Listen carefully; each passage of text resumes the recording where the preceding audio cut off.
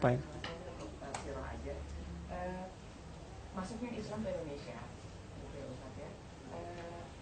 Kan kita kalau dari belajar sejarah dulu kita tahu bahwa yang menyebarkan agama Islam itu antara lain adalah wali-wali, gitu ya Ustaz ya, wali Songo. Gitu. Nah, sekarang pertanyaannya, apakah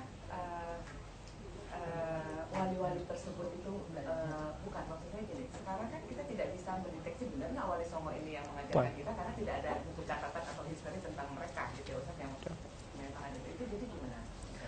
Baik, tentang masuknya Islam ke Nusantara ya. Nah, Indonesia itu baru ada kan 17 Agustus 1945. Saya agak cepat ya, mohon izin saya agak cepat karena waktu kita sangat terbatas. Pertama, kita klarifikasi dulu bahwa ya, Islam itu sesungguhnya masuk ke Nusantara itu dalam fase yang sangat awal. Ya, di pelajaran-pelajaran sekolah, termasuk anak-anak SD sampai SMP disebutkan abad ke-14 kan? Atau ke-13 ya, dengan teori-teori yang ada dari Gujarat ya. Padahal itu bersamaan di abad ke-7, Bu. Jadi awal masa Islam, ya kan? Bahkan pernah nanti tercatat dalam sejarah Sa'ad bin Abi Waqqas, ya kan? Itu dalam satu ekspedisi pernah ikut sampai ke kota Baros, 414 km dari kota Medan. Ya, di kota Baros. Jadi dari awal abad ke-7 sudah ada. Sudah masuk, ya kan? Ini sudah bersamaan. Dan tidak benar kalau agama pertama di Nusantara itu Hindu, kemudian Islam datang. Tidak, itu bersamaan. Ya, baik Hindu ataupun Islam itu sudah bersamaan, ada dalam dakwah dan sudah disebarkan. Nah, saya agak percepat saja, ya.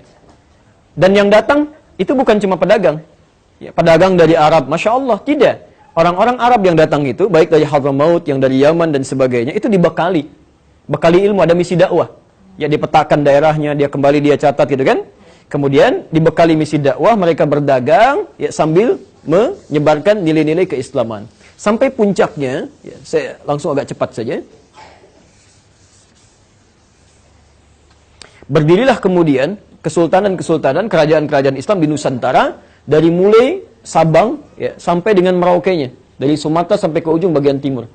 Bahkan di timur ini ada yang terkenal dengan kerajaan-kerajaan Islam. Dalam bahasa Arab kerajaan disebut dengan rajanya Malik, kerajaannya Muluk, ya kan? Dalam bahasa orang lokal disebut dengan Maluku. Ya, Maluku itu asalnya dari bahasa Arab yang ada kerajaan-kerajaan Islam. Karena di situ ada Ternate, ada Tidore, ada Bacan, ada Ambon dan macam-macam, termasuk sampai ke Papua. Ya, sampai ke Papua, ya. Nah, kemudian di masa-masa di abad ke-13, nah ini yang harus diketahui. Abad ke-13 itu bukan awal masuknya Islam, tapi penguatan nilai-nilai keislamannya. Di orang tua dulu merintis ya, membawa Islam, ya kemudian ulama setelahnya mengajarkan nilai-nilai keislaman yang benar. Ya, bagaimana caranya misalnya salat dengan baik, bagaimana cara bertauhid. Karena pada waktu itu masih diperkenalkan. Kan ada orang yang kenal Islam tapi belum bisa salat dengan baik kan? Ya, saking hafalnya Al-Fatihah cepatnya luar biasa gitu kan? Ya, nah, ini persoalan-persoalan di sini. Maka diutuslah kemudian oleh Sultan Turki pada saat itu, ya kisaran tahun 1400-an. Ya, 1400-an, di awal masa ke-13, dari 1200 bahkan ya, 1200 sampai ke 1400-an, dikirimkan ulama-ulama. Ini ulama-ulama, awas hati-hati ya, hati-hati, yang dekat dengan Allah, yang paham tentang sistem kehidupan, dan tahu tentang fikih dakwah. Dalam bahasa Arab, orang yang punya ilmu dan dekat dengan Allah, itu bukan cuma disebut dengan ulama, tapi wali. Wali, jamaknya aulia. Ya, jamaknya aulia. Misal Quran surah kedua Al-Baqarah ayat 257. Posisi sebelah kanan paling atas. Ya. Allahu waliyul ladzina amanu yukhrijuhum minadh-dhulumati ilan nur. Ya.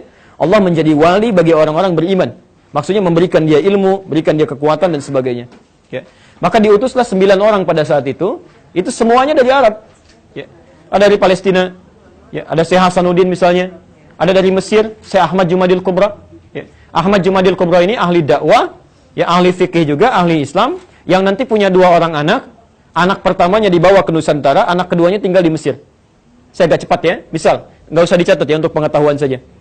Ahmad Jumadil Kubra berdakwah sampai ke ujung Sumatera nanti, dari Jawa. Ya.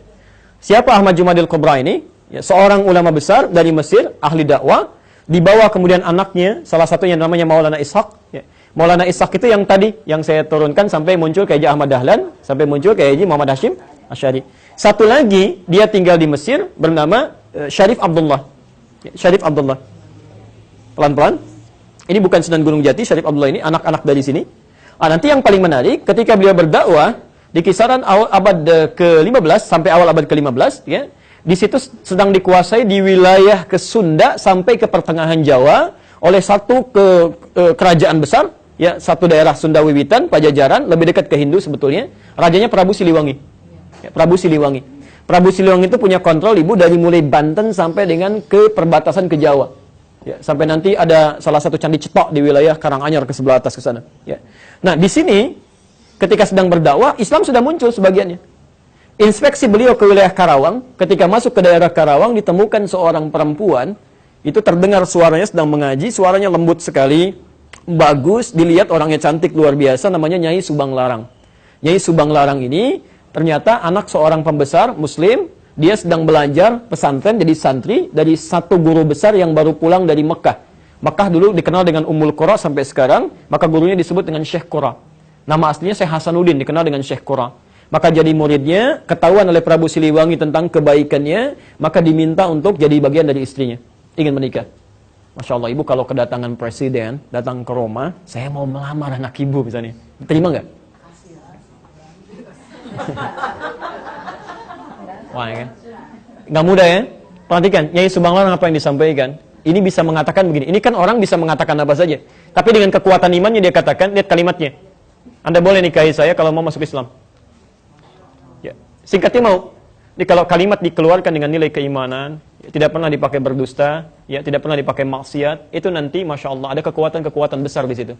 Yang Allah menggerakkan. Maka masuk Islamlah Prabu Siliwangi, nama aslinya Pamanah Rasa. Dari pernikahan itu melahirkan 3 orang anak, ya, 2 laki-laki, 1 perempuan. Anak pertama lahir tahun 1423, diberi nama dengan Walang Sungsang.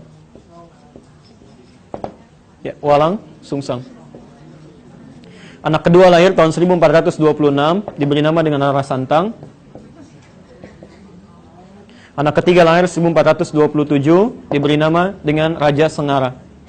Raja Sengara. Semuanya masuk Islam, pelan-pelan. Semua masuk Islam. Walang Sungsang berganti nama menjadi Abdullah Iman. Abdullah Iman. Rara Santang berganti nama menjadi Syarifah Mudaim. Ya, pelan-pelan. Dari tahun inilah kemudian keduanya pergi menunaikan ibadah haji, berangkat. Ya, setelah berhaji ini, ternyata setelah selesai mau pulang bertemu dengan Syarif Abdullah. Ya, Syarif Abdullah jatuh hati kepada Syarifah Mudaim, minta izin untuk menikahi pada kakaknya, dinikahkan di situ. Maka ketika Abdullah Iman pulang ya ke daerahnya, ini Syarifah Mudaim gak ikut. Disampaikan menikah dengan Syarif Abdullah. Ini pulang, ketika pulang oleh Prabu Siliwangi diberikan tempat di daerah Lemah Wungkuk. Lemah Wungkuk itu dulu banyak etnis di situ, ya ada Arab, ada Cina, ada orang lokal. Dalam bahasa lokal disebut dengan Caruban. Caruban itu kumpulan orang-orang dengan etnis-etnis yang banyak. Karena itu di daerah Lasem, agak ke pesisir sedikit, ya dekat ke Tuban 30 km. Kisaran pantai ada daerah Caruban juga di situ. Karena dulu orang Cina masuk pertama kali lewat Lasem. Daerah Karangturi kalau sekarang. Karangturi posisi paling kanan, di situ ada kisaran orang-orang Cina, komunitasnya di situ ya. Tapi kalau tanya, ibu tanya, bahasa Jawanya paling halus. Ya, orang-orang sekitaran itu. Caruban. Nah, kemudian ada biasa mereka membuat tentang rebon ya, dari udang itu, campuran di situ. Maka sampai sekarang daerah itu untuk membedakan dengan yang di Lasem disebut dengan Cirebon. Ya, itu asalnya. Cirebon. Saya kembali, yang ini pergi ke Mesir, menikah dengan Syarif Abdullah, tinggal 20 tahun di sana, melahirkan seorang anak bernama Syarif Hidayatullah. Syarif Hidayatullah inilah yang kemudian pulang, ketika menghadap kakeknya diberikan kewenangan di Gunung Jati, maka dikenal dengan Sunan Gunung Jati. Nah, perhatikan pelan-pelan ya, Sunan Gunung Jati ini, itu bukan termasuk yang 9 wali pertama. Ini generasi keempat. Generasi keempat, jadi kayak Sunan Kalijaga, Sunan Gunung Jati, itu orang lokal. Maksudnya dari campuran sebelumnya. 9 wali yang pertama itu bukan dari yang orang-orang ini generasi keempat, yang awal. Ada yang dari Mesir, ada yang dari Maghrib, Maroko, ada yang dari Palestina, ada yang dari Persia. Ya, semuanya jumlahnya 9 orang. Ada dari Turki 2 orang. Ya, ini poinnya. Ya, pelan-pelan. Nah, ketika kembali ke sini, saya teruskan sedikit ya. Kembali sampai ke sini, diberikan kewenangan. Kemudian ini ingin nengok neneknya. Ya, maaf, saya ulangi. Nyai Subang Larang kebalik ingin menengok kemudian Abdullah Iman di Cirebon. Ya, sampai di perjalanan singkatnya meninggal dunia. Untuk mengenang kalimat ini maka disebutkan daerahnya dengan nama Subang sampai hari ini. Ya, baik. Jadi di sini poinnya. Kemudian tersebar luas Islam sampai muncul generasi-generasi setelahnya, sampai tibalah kemudian Portugis datang lewat Selat Malaka tahun 1511. Ya. Dari mana Portugis ini datang? Ternyata dari hasil perjanjian yang dikukuhkan oleh tokoh Kristen paling besar pada saat itu. Makanya gelarnya juga besar, Paus. Ya. Nah, ini Paus Alexander yang ke-6. Ya, Paus Alexander yang ke-6 tahun 1494. Ya, ketika umat Islam dikalahkan daerah Andalusia, kemudian beliau membuat satu perjanjian disebut dengan perjanjian Tordesillas. Tordesillas itu membagi belahan bumi pada dua bagian. Belahan timur dengan belahan bagian barat. Maka diambillah kemudian Portugis ditugaskan untuk membawa 3 misi suci masuk ke daerah timur. Sedangkan Spanyol diberikan wilayah daerah barat. 3 misi suci ini, 3 misi suci, ya, itu dikenal dengan misi 3G. Namanya Gold, Glory, dan Gospel. Ya, maka masuklah Portugis lewat Selat Malaka. Asalnya nyasar dulu, Bu. Nyasar sampai kemudian ke Goa, ya kan? Di Goa melakukan monopoli, lalu minta bantuan pada seorang bernama Ahmad bin Majid, navigator muslim, untuk menunjukkan arah yang sebenarnya. Maka masuklah lewat Malaka tahun 1511. Ya, apa yang pertama kali dilakukan? Pertama, memonopoli perdagangan. Kedua, membuat rumah ibadah, misi gospel, ya, kristenisasi. Rumah ibadah dalam bahasa Portugis disebut dengan igreja. Igreja. Orang kita menyebutnya dengan gereja kemudian. Jadi gereja itu asalnya bukan dari bahasa Indonesia, tapi dari bahasa Portugis. Didirikanlah di situ, orang mulai ikut-ikutan. Ya, orang-orang Portugis saat itu ibadahnya itu 2 hari setelah orang Islam. Ya, kalau orang Islam itu ibadah tiap pekan kemana? Jumatan, ya, ke masjid, ya, Jumat. Setelah hari Jumat, setelah hari Sabtu, nggak ada Minggu. Nggak ada Minggu, adanya Ahad asalnya. Dari mana muncul Minggu? Karena orang-orang Portugis saat ibadah itu tidak langsung nyambung dengan Tuhannya. Mereka perlu perantara. Sampai hari ini. Jadi kalau misalnya punya dosa, itu penembusan dosanya nggak minta sama Tuhan, minta sama Bapak. Datang ke situ, Bapak saya salah tadi begini, gitu kan? Baik, lalu kata bapaknya begini. Kata orangnya kalau Bapak salah kemana, gitu kan? Nah ini baik, jadi intinya dia lewat orang suci. Orang suci disebut dengan Santo. Saat itu Santo yang jadi perantara dikenal dengan Santo Domingo. Ya, Santo Domingo. Singkatnya orang kita kan suka menyingkat-nyingkat, ya. Santo Domingo, Minggu jadi Minggu. Sampai hari ini ada Minggu. Dan di hari ini mereka ibadah. Ya. Sampai kemudian ada orang ikut-ikutan, ada yang dipaksa pindah agama, sampai nanti yang mendirikan Nahdlatul Ulama, Kiai Haji Muhammad Hasyim Asy'ari, memberikan fatwa. Beliau menulis 19 buku, di kitab keduanya Risalah Ahlussunnah wal Jamaah, ya, halaman ke-14, posisi paling kanan, paragraf pertama, baris 1 sampai dengan 5. Ya, itu ada fatwa di situ. Ya, ada fatwa larangan untuk ikut-ikutan ke kanisa, ikut ke gereja, apalagi kalau ikut-ikutan dengan pakaian mereka, kan? Dan menyaksikan ibadah mereka, itu kata beliau nggak boleh. Itu fatwa pertama. Ya, saya persingkat, saya tutup di sini. Ya, sampai kemudian datanglah Portugis, ya, dikalah di sini, dia ingin menguatkan bentengnya. Ya, ketika datang Portugis ke wilayah ini, ternyata Spanyol merasa saya nggak dapat apa-apa di barat itu. Maka disusullah kemudian ke timur, perginya ke Filipina, ke daerah Sulu, dipimpin oleh Magalhães. Ya, Portugis dipimpin oleh Alfonso de Albuquerque, kemudian ini dipimpin oleh Magalhães tahun 1519. Tahun 1519 takut karena ada persaingan, maka dibuatlah kemudian benteng di daerah Sunda Kelapa.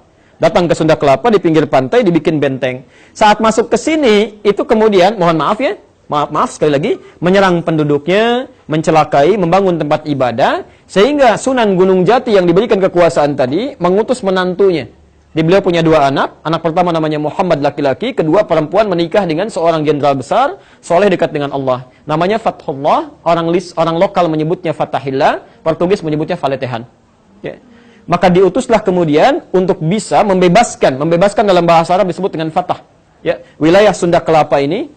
Maka kemudian dibaca surah Al-Fatah itu, ya, Inna fatahna laka fatham mubina, mereka berwudu dulu, salat dulu dan berjihadlah ke sini. Saya persingkat, dibebasanlah kota itu pada tanggal 22 Ramadan 933 Hijrah, bertepatan dengan 22 Juni tahun 1527. Ya. Saat dibuka ini, mereka sadar bahwa ini bukan ikhtiar kita saja, bukan kekuatan kita, tapi ada ridha Allah di sini. Ya, maka kemudian untuk mengenang ini, untuk generasi setelahnya, untuk orang-orang setelahnya yang tinggal di sini, ingin disampaikan kamu harus dekat dengan Allah, jangan jauh dari Allah, karena ini dianugerahkan oleh Allah. Maka diambillah nama kota ini, dirubah dari Sunda Kelapa menjadi nama Quran. Inna fatahna laka fatham mubina. Fatham mubina itu dalam bahasa lokal dikenal dengan Jayakarta. Jayakarta, disingkat jadi Jakarta. Di Jakarta itu ada nama Quran. Sampai hari ini ulang tahun Jakarta itu 22 Juni 1927. Sebelum Indonesia merdeka. Jadi sebetulnya orang-orang dulu membebaskan dari penjajahan, dari kristenisasi dan sebagainya. Makanya para ulama-ulama kita itu sangat luar biasa, ingin dijaga dekat dengan Allah, jangan sampai turun bencana, gitu ya. Ini poinnya. Ya, saya tidak mau masuk kepada konteks yang lebih lebar, tapi ini poin utamanya. Nah, sampai tiba Belanda tahun 1616. Ya, 1616 sampai bisa bertahan sampai 350 tahun. Kenapa bisa seperti itu? Bagaimana cara mengatasinya? Itu pembahasan yang berbeda, ya. Tapi informasi tadi ada di kitab Api Sejarah. Ya, karangan Ahmad Mansur, Surya Negara. Ada 2 jilid. Jilid pertama itu warna hitam, tebalnya 586 halaman. Yang saya sampaikan di halaman 17 posisi paling kiri. Api Sejarah.